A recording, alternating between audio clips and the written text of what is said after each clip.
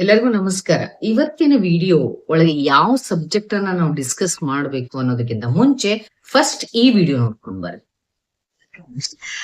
Doctor Gauri ಅವರಿಗೆ ನಮಸ್ಕಾರ. ನನ್ ಬೇಗ ಮದುವೆ ಆದ ಕೂಡಲೇ ಬಹಳ ಅರ್ಲಿ ಡೆಲಿವರೀಸ್ ಅದು. ಸೊ ಅವಾಗ ನರ್ವ್ ಮೇಲೆ ಪ್ರೆಷರ್ ಬಿದ್ದ ಮತ್ತ ಇವ್ರು ಬೇರೆ ಬೇರೆ ಊರಾಗ ಟ್ರಾನ್ಸ್ಫರ್ ಸ್ಟ್ರೆಸ್ ಅಥವಾ ಇದು ಮೈಗ್ರೇನ್ ಇಂದ ನಾನು 20 ವರ್ಷ ಸಫರ್ ಆದೆ. ಎಷ್ಟೋ ಡಾಕ್ಟರ್ ತೋರಿಸಿದ ಆರಾಮಾಗ್ಲಿಲ್ಲ. ಕೊನೆಗೆ ನಾನು ಎಲ್ಲರೂ ಹೋದೆ. ಅಲ್ಲಿ ಆದ್ಮೇಲೆ ಅವ್ರು ಪಿರಿಯಾಡಿಕಲ್ ಮೈಗ್ರೇನ್ ಹೆಸರಿಟ್ರು, ಅದು ಆರಾಮಾಗ್ಲಿಲ್ಲ. ನನ್ಗೆ ಅಕಸ್ಮಾತ್ ಒಂದು ಫಂಕ್ಷನ್ ಒಳಗ ಡಾಕ್ಟರ್ ಗೌರಿ ಅಂತ ನಂಗೆ ಪರಿಚಯ ಆದ್ರು. ನಾ ಅವ್ರ ಹತ್ರ ಬಂದ ಕೂಡಲೇ ಅವ್ರಂತ ನನಗ್ ಮಗಳ ತರ ಅವ್ರ ಹತ್ರ ಪಂಚಕರ್ಮ ತಗೊಂಡ್ಮೇಲೆ ನನಗೆ ಬಹಳ ಹುಷಾರಾಗ್ತಿ. 15 ವರ್ಷ ಆಯ್ತು ನನಗೆ ಒಟ್ಟ ಏನೂ ತ್ರಾಸ ಬಂದೇ ಇಲ್ಲ. ನಾ ಅವ್ರಿಗೆ ತುಂಬಾ ಹೃದಯದ ಧನ್ಯವಾದ ಅರ್ಪಿಸ್ತೇನೆ. ಅದು ಹೇಳ್ಬೇಕಂದ್ರ ಜೀವನ ಒಂದು ಕವನ ಇದ್ದಂತೆ. ಅರಿತು ನೋಡಿದರೆ ಹೂವಿನಂತೆ, ಮರೆತು ನೋಡಿದರೆ ಮುಳ್ಳಿನಂತೆ, ತಿಳಿದು ನೋಡಿದರೆ ಹಾಲು ಜನಿಂತೆ. ಇಂತ ಒಳ್ಳೆ ಗೌರಿ ನನ್ ಮಗಳು ಸಿಕ್ಕದ್ ನಾವ್ ಬಹಳ ತುಂಬಾ ಆಭಾರಿಯಿಂದ ಅವ್ರಿಗೆ ಧನ್ಯವಾದಗಳು ಅರ್ಪಿಸ್ತೇನೆ. Thank you. ಈಗ ನೋಡಿದ್ರಲ್ಲ ಈ ಅಮ್ಮವ್ರು ಹೆಂಗ ಪ್ರಾಬ್ಲಮ್ ಇಂದ ಫೇಸ್ ಮಾಡ್ತಿದ್ರು.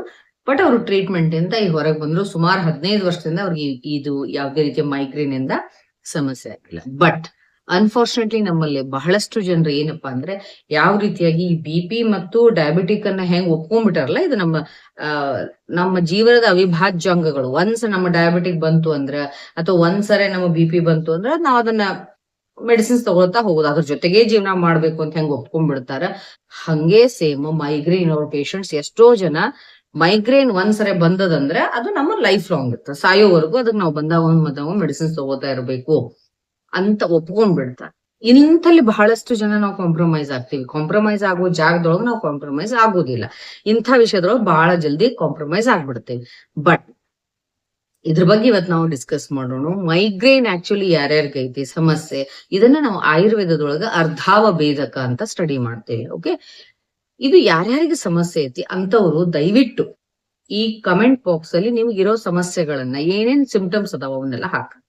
ಮುಖ್ಯವಾಗಿ ಬಹಳ ಜನ ಏನ್ ಅನ್ಕೊಂಡಿರೋದಂದ್ರ ಮೈಗ್ರೇನ್ ಅಂದ್ರ ಅದು ನರಕ್ ಸಂಬಂಧಪಟ್ಟಂತ ರೋಗ, ಕೇವಲ ಬ್ರೈನಿನ ರೋಗ, ತಲೆನೋವು ಅಂದ್ರೆ ತಲೆಗೆ ಸಂಬಂಧಪಟ್ಟಂತ ರೋಗ. ಆದರೆ ಇದ್ರ ಸತ್ಯ ಏನಪ್ಪಾ ಅಂತಂದ್ರ ಇದು ನ್ಯೂರೋಲಾಜಿಕಲ್ ಡಿಸಾರ್ಡರ್ ಜೊತೆಗೆ ಇದು ಗಟ್ಟಿಗೆ ಸಂಬಂಧಪಟ್ಟಂತಹ ರೋಗ. ನಮ್ಮಲ್ಲಿ ನಾನು ಹಿಂದಿನ ಎಲ್ಲಾ ವಿಡಿಯೋ ಒಳಗೂ ಹೇಳಿನಿ. ಯಾರು ನೋಡ್ಲಿಕ್ಕತ್ತಿರಲ್ಲ ನನ್ನ ವಿಡಿಯೋನ ಫಸ್ಟ್ ಟೈಮ್, ದಯವಿಟ್ಟು ಇದನ್ನ ಸಬ್ಸ್ಕ್ರೈಬ್ ಮಾಡ್ಕೊಳ್ಳಿ, ಮರೀಲಾರ್ದಂಗ್ ಸಬ್ಸ್ಕ್ರೈಬ್ ಮಾಡ್ಕೊಳ್ರಿ, ಬೆಲ್ ಬಟನ್ ಅನ್ನ ಪ್ರೆಸ್ ಮಾಡ್ರಿ. ಅಂದ್ರೆ ನಾನು ಏನೇ ವಿಡಿಯೋಸ್ ಅನ್ನ ನಿಮ್ಗೆ ಅಪ್ಲೋಡ್ ಮಾಡಿದ್ರು ಕೂಡ ನಿಮ್ಗೆ ಜಲ್ದಿ ನಾವು ನೋಡ್ಲಿಕ್ಕೆ ಸಿಗ್ತಾವು. ಜೊತೆಗೆ ಚಾನಲ್ ವಿಸಿಟ್ ಮಾಡಿ ನೀವು ಸರ್ಚ್ ಮಾಡ್ರಿ. ಅದ್ರೊಳಗೆ ನಾ ಹೇಳಿನಿ ಗಟ್ ಬ್ರೈನ್ ಆಕ್ಸಸ್ ಅಂದ್ರೇನು ಅಂದ್ರೆ ನಮ್ಮ ಬ್ರೈನಿಗೂ ಮತ್ತು ನಮ್ಮ ಗಟ್ಟಿಗೂ ಡೈರೆಕ್ಟ್ ಒಂದು ಆಕ್ಸೆಸ್ ಇರ್ತದ, ಬಹಳ ನೇರವಾದಂತ ಸಂಪರ್ಕ ಇರ್ತದ. ನಿಮ್ದು ಬ್ರೈನ್ ಸ್ಟ್ರಾಂಗ್ ಇತ್ತಂದ್ರ ಗಟ್ ಸ್ಟ್ರಾಂಗ್ ಇರ್ತದ, ಗಟ್ ಸ್ಟ್ರಾಂಗ್ ಇತ್ತಂದ್ರ ಬ್ರೈನ್ ಸ್ಟ್ರಾಂಗ್ ಇರ್ತದ. ಬ್ರೈನ್ ಸ್ಟ್ರಾಂಗ್ ಅಂದ್ರ ಎಲ್ಲಾ ರೀತಿಯ ನಿಮ್ದು ಅದು ಏನೋ ಭಾವನಾತ್ಮಕವಾಗಿರ್ಬೋದು, ಕ್ರಿಯೇಟಿವ್ ಆಗಿರ್ಬೋದು, ಎಲ್ಲಾ ರೀತಿಯಿಂದಲೂ ಕೂಡ ನಿಮ್ಮ ಬ್ರೈನ್ ಹೆಲ್ದಿ ಆಗಿರಬೇಕು ಅಂತಂದ್ರೆ ನಿಮ್ಮ ಗಟ್ ಸ್ಟ್ರಾಂಗ್ ಇರಬೇಕು. ಆ ಗಟ್ ಹೆಲ್ತ್ ಅನ್ನ ಬಹಳ ಇಂಪಾರ್ಟೆಂಟ್, ಅದು ಕಾಪಾಡ್ಕೊಳ್ಳೋದು. ಓಕೆ, 95% ನಮ್ಮ ಹ್ಯಾಪಿ ಹಾರ್ಮೋನ್ಸ್ ಎಲ್ಲ ಉತ್ಪತ್ತಿ ಆಗೋದು ಗಟ್ ಒಳಗನೆ. ಆದ್ರೆ ಅದನ್ನ ನಾವು ನೆಗ್ಲೆಕ್ಟ್ ಮಾಡ್ಬಿಡ್ತೇವೆ. ಈ ಮೈಗ್ರೇನ್ ಪ್ರೆಸೆಂಟ್ ಆಗುವಂತದ್ದು ತಲೆ ಒಳಗ, ತಲೆ ಮುಖಾಂತರ ಗೊತ್ತಾಗ್ತದ ನನಗೆ ಮೈಗ್ರೇನ್ ಐತಿ ಅನ್ನೋದು, ತಲೆ ನೋವು ಬರೋದ್ರಿಂದ ಗೊತ್ತಾಗ್ತದೆ. ಬಟ್ ಅದ್ರ ಉತ್ಪತ್ತಿ ಸ್ಥಾನ ಯಾವುದು ಅಂದ್ರೆ ಗಟ್, ಕರಳಿನ ಭಾಗ, ಅಂದ್ರೆ ಅಗ್ನಿಗೆ ಸಂಬಂಧಪಟ್ಟಂತ ಭಾಗ ಏನಿರ್ತದಲ್ಲ ಅಲ್ಲಿ ಇದ್ರದ್ದು ಅಡಿಗೆ ರೆಡಿ ಆಗಿರ್ತದ್ರಿ. ಸರ್ವ್ ಆಗೋದು ಎಲ್ಲಿ? ತಲೆ ಒಳಗಡೆ. ಡೈನಿಂಗ್ ಟೇಬಲ್ ಇರೋದು ತಲೆ ಒಳಗಡೆ, ಬಟ್ ಕಿಚನ್ ಇರೋದು ಎಲ್ಲಿ? ಗಟ್ ಒಳಗಡೆ. ಇಲ್ಲಿ ಗಟ್ ಬ್ರೈನ್ ಆಕ್ಸೆಸ್ ಬಹಳ ಇಂಪಾರ್ಟೆಂಟ್. ಇದನ್ನ ನಾವು ಬಹಳ ಸರಿಯಾಗಿ ಅಭ್ಯಾಸ ಮಾಡ್ಬೇಕು. ಇದನ್ನ ಆಯುರ್ವೇದದಲ್ಲಿ ನಾವೇನ್ ಹೇಳ್ತೀವಿ, ವಾತ ಮತ್ತು ಪಿತ್ತದ ಇಂಬ್ಯಾಲೆನ್ಸ್ ಇಂದ ಆಗ್ತದ ಅಂತ ಹೇಳ್ತೇವೆ. ಅಂದ್ರೆ ಪಿತ್ತ ಇಸ್ ಕನೆಕ್ಟೆಡ್ ವಿತ್ ಯುವರ್ ಅಗ್ನಿ. 13 ಟೈಪ್ ಅಗ್ನಿ ಒಳಗಾಗುವಂತ ಇಂಬ್ಯಾಲೆನ್ಸು, ಮೇನ್ಲಿ ಜಾಟ್ರಾಗ್ನಿ ಒಳಗಾಗುವಂತ ಇಂಬ್ಯಾಲೆನ್ಸು. ಆ ಇಂಬ್ಯಾಲೆನ್ಸ್ ಆಗ್ತದ ಅನ್ನೋದನ್ನು ಯಾಕೆ ಆಗ್ತದ ಅನ್ನೋದು ನೋಡೋಣಂತೆ.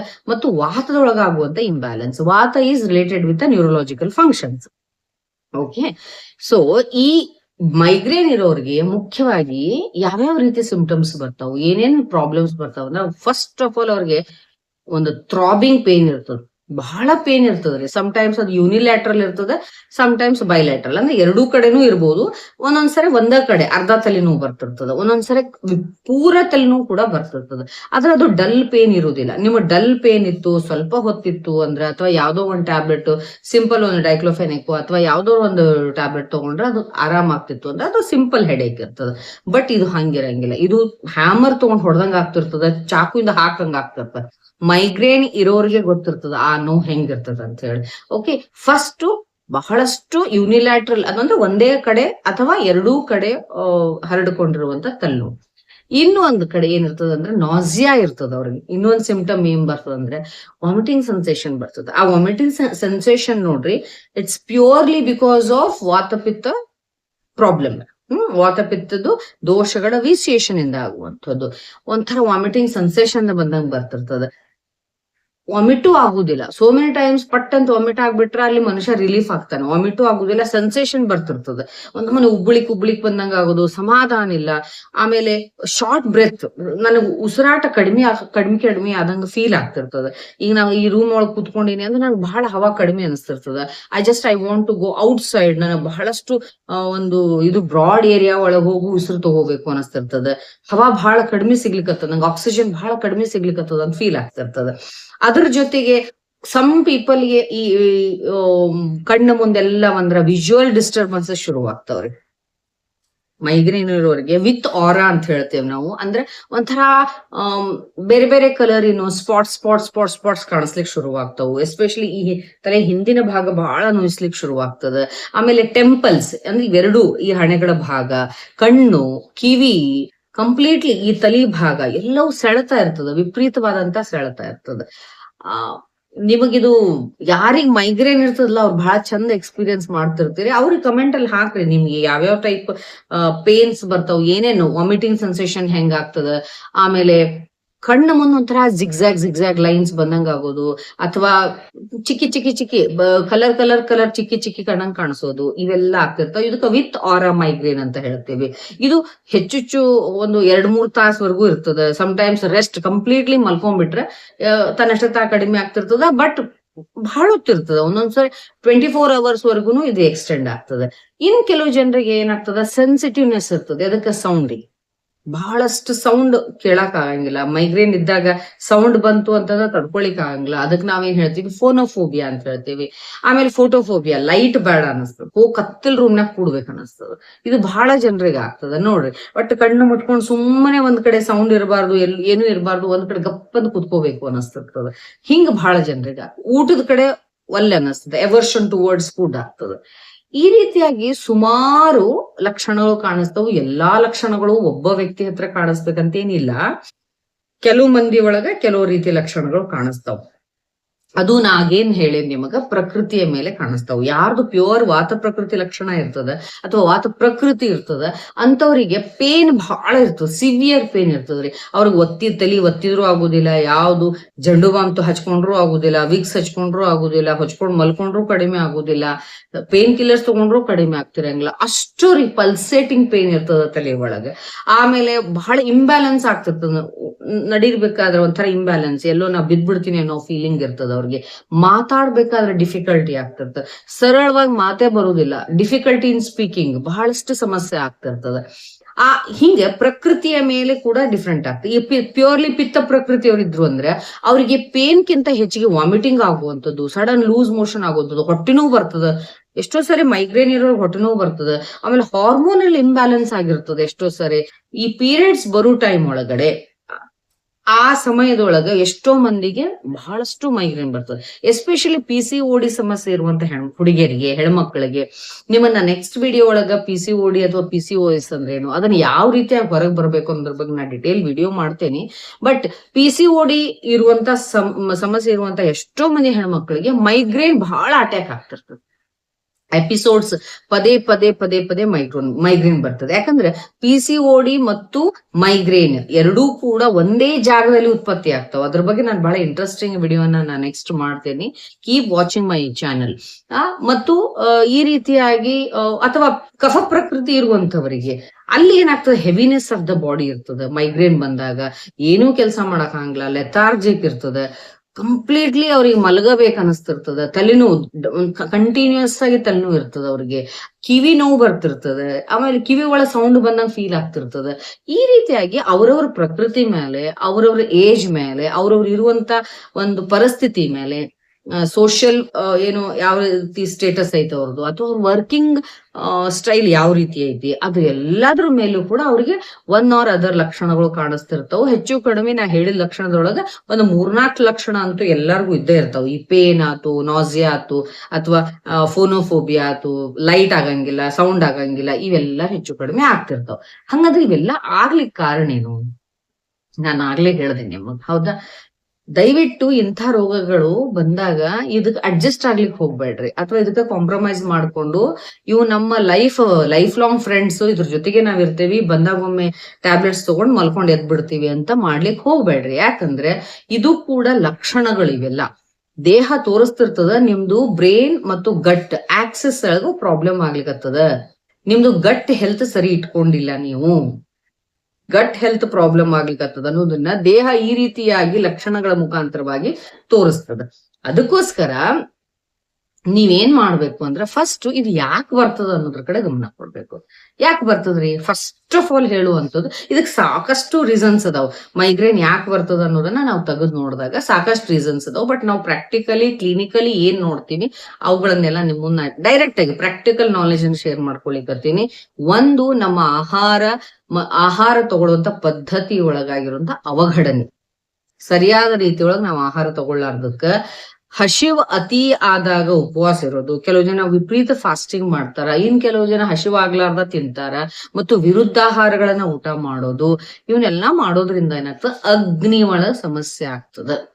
ಅಗ್ನಿ ಒಳಗ ವಿಷಮಾಗ್ನಿ ಆಗ್ತದ. ತೀಕ್ಷ್ಣಾಗ್ನಿನೂ ಅಲ್ಲ, ಮಂದಾಗ್ನಿ ಅಲ್ಲ, ಅಗ್ನಿ ಒಳಗ ವಿಷಮಾಗ್ನಿ ಆಯ್ತು ಅಂದ್ರೆ ಅದು ಬ್ರೇನ್ ಅನ್ನ ಅಫೆಕ್ಟ್ ಮಾಡ್ಲಿಕ್ಕೆ ಶುರುವಾಗ್ತದ. ನ್ಯೂರಲಾಜಿಕಲ್ ಪ್ರಾಬ್ಲಮ್ ಕ್ರಿಯೇಟ್ ಮಾಡ್ಲಿಕ್ಕೆ ಶುರುವಾಗ್ತದ. ಅವಂತ ಬ್ರೈನ್ ಫಾಗ್ ಆಗ್ತದ. ನೀವು ಮೈಗ್ರೇನ್ ಇರುವಂತ ವ್ಯಕ್ತಿಗಳಿಗೆ ಥಾಟ್ಸ್ ಕ್ಲಾರಿಟಿ ಇರುವುದಿಲ್ಲ. ಅವ್ರಿಗೆ ಏನ್ ಹೇಳಿದ್ರು ಚಿಡ್ ಮಾಡ್ತಿರ್ತಾರ, ಏನ್ ಹೇಳಿದ್ರು, ಯಾಕಂದ್ರೆ ಡಿಸಿಷನ್ ತಗೊಳ್ಳೋ ಕೆಪಾಸಿಟಿ ಇರಂಗಿಲ್ಲ, ಒಂದ್ ರೀತಿ ಡೈಲೆಮ್ ಒಳಗಿರ್ತಾರ. ಅದಕ್ಕೆ ನಾವು ಬ್ರೈನ್ ಫಾಗ್ ಅಂತ ಹೇಳ್ತೇವಿ. ಅದು ಯಾಕೆ ಆಗ್ತದ ಅಂದ್ರೆ, ಗಟ್ ಹೆಲ್ತ್ ಸರಿ ಇಟ್ಕೊಳಂಗಿಲ್ಲ, ಸರಿಯಾಗಿ ಗಟ್ ಮೈಕ್ರೋಬಿಯಾ ಏನಿರ್ತದಲ್ಲ ಅದು ಸರಿ ಇಟ್ಕೊಂಡಿರಂಗಿಲ್ಲ.